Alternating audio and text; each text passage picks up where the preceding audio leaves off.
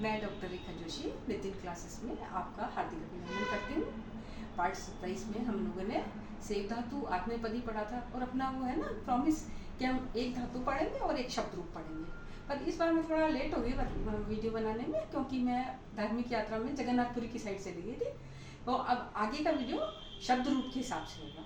चले फिर करें अपना अध्ययन आरंभ। चलिए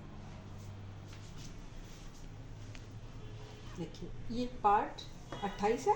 रिकारांत पुल्लिंग शब्द रूप है ना। रिकारांत किसे बोलेंगे? री जिसके एंडिंग में होगा।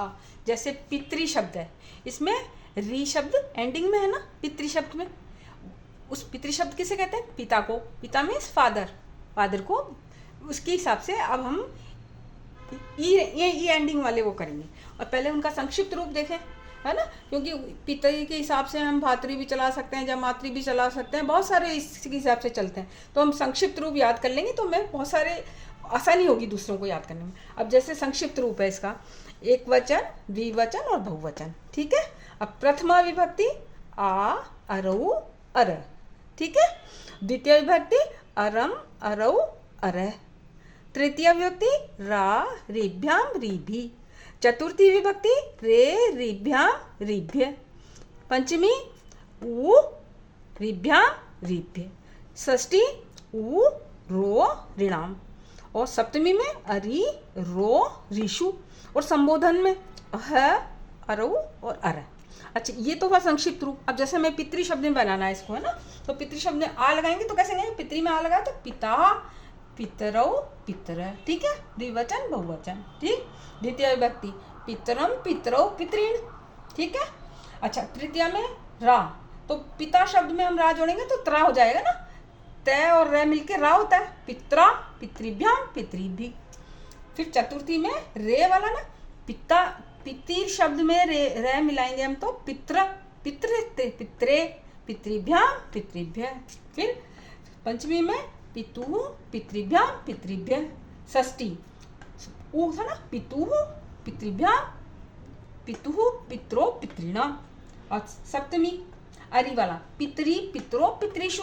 फिर संबोधन में हमें हे लगाते हैं ना, हे पितः, हे पितरऊ, हे पितर। ये हो गया बहुवचन रूप। ठीक है। पर हाँ, एक शब्द जरूर है, कर्तरी शब्द होता है भारतीय। उसमें क्या होता है?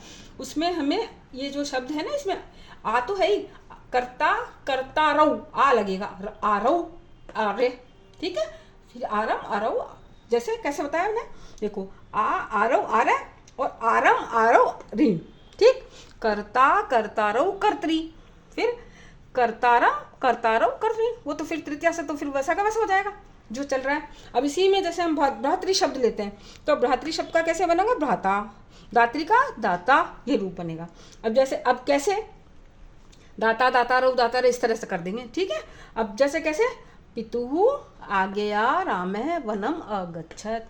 पिता की आज्ञा से राम वन को गए। पितु मीन्स षष्ठी विभक्ति। देखिए कहाँ है पितु शब्द? ये रहा, है ना। तो षष्ठी विभक्ति आई संबंध के कारण।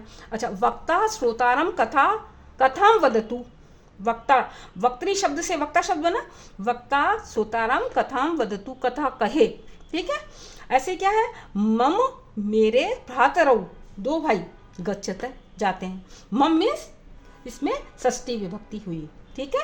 अब आज का लिए ये काफ़ी है, आप इसको याद कीजिए और इसी के हिसाब से आप धात्री शब्द और भातृ, दात्री, पितृ, कर्ता, सब शब्द इसी के हिसाब से बनेंगे, है ना। इसके लिए आपको थोड़ा अभ्यास करना पड़ेगा और आपको इजीली आपकी कोई भी ग्रामर की बुक में ये मिल जाएगा। ठीक है। आज के लिए इतना काफ़ी। नमस्कार।